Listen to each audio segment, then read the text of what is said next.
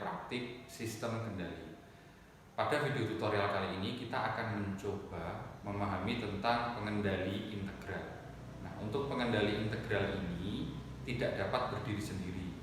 Jadi kita perlu mengkombinasikannya dengan pengendali proporsional. Pada percobaan kali ini kita akan menggunakan parameter pengendali proporsional yang tetap dan akan kita lihat perubahan nilai parameter pengendali integral yang akan mempengaruhi karakteristik respon transient dari suatu sistem. Seperti apa detailnya? Mari kita coba bersama.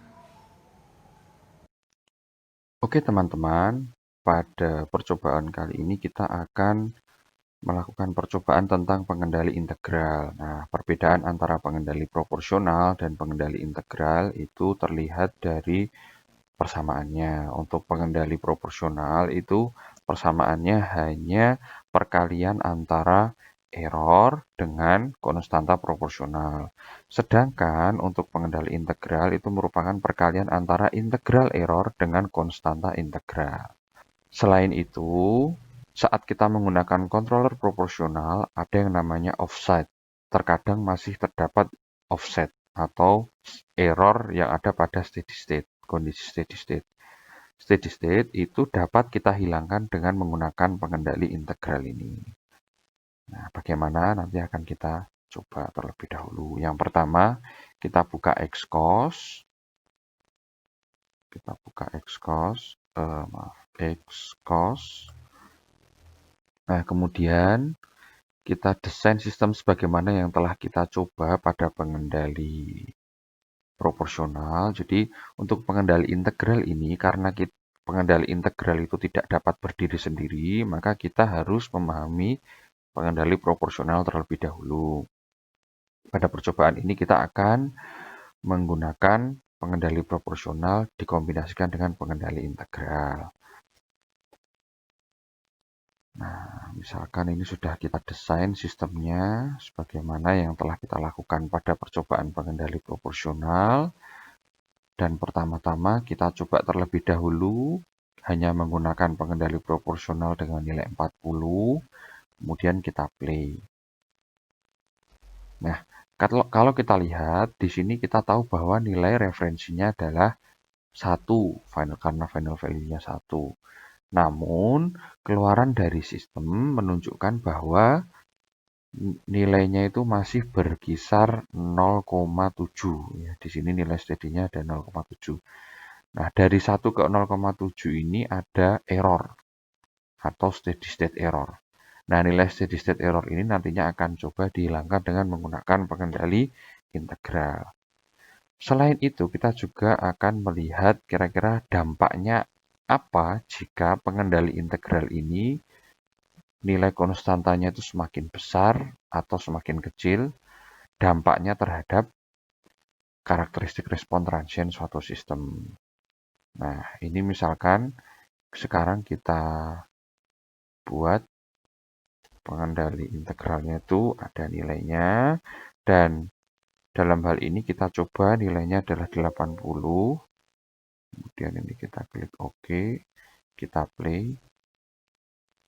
Nah, kita lihat nilai steady state-nya itu sudah mencapai ke nilai referensi. Nah, bahkan dilihat dari overshoot dan yang lainnya mungkin lebih baik juga. Dalam kasus ini mungkin pemilihan controller proporsional integral atau PI lebih baik daripada controller proporsional saja untuk kasus sistem ini. Nah, selanjutnya teman-teman bisa mencoba bagaimana jika nilai konstanta integral ini bervariasi dari 10 misalkan sampai 100.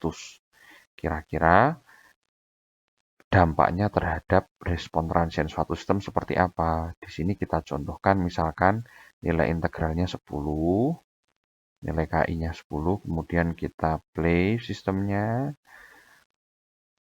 Nah, dilihat secara sekilas, settling time-nya masih besar.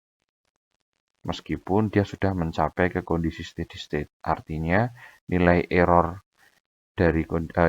saat steady state itu semakin kecil. karena telah mencapai nilai referensi yaitu 1.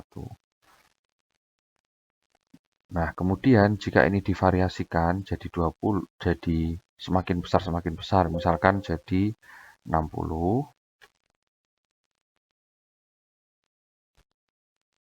Nah, kita lihat settling time-nya jadi semakin lebih cepat. Nah, secara lebih detail, teman-teman bisa menggunakan fitur step info yang telah dicoba pada beberapa percobaan sebelumnya dengan cara seperti ini.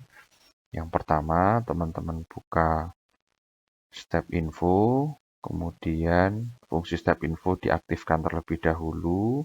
Setelah itu baru ini kita jalankan fungsinya. Nah, ini adalah karakteristik respon transien saat nilai KI-nya adalah 60. Nah, silahkan nanti bisa dicoba dari 0 sampai 100 dan dilihat perubahan pada nilai-nilai berikut. Dan teman-teman juga bisa menggunakan tabel seperti ini.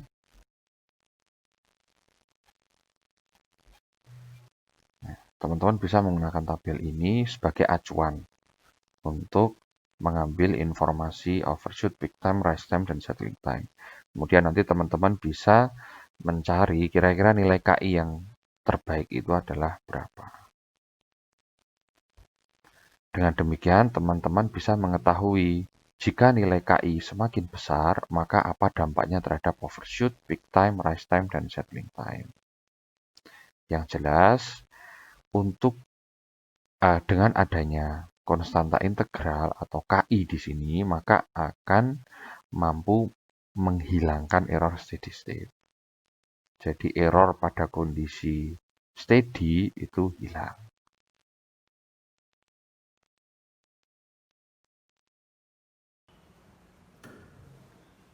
Demikian video tutorial ini. Terima kasih telah mengikuti hingga akhir. Semoga bermanfaat dan sampai jumpa.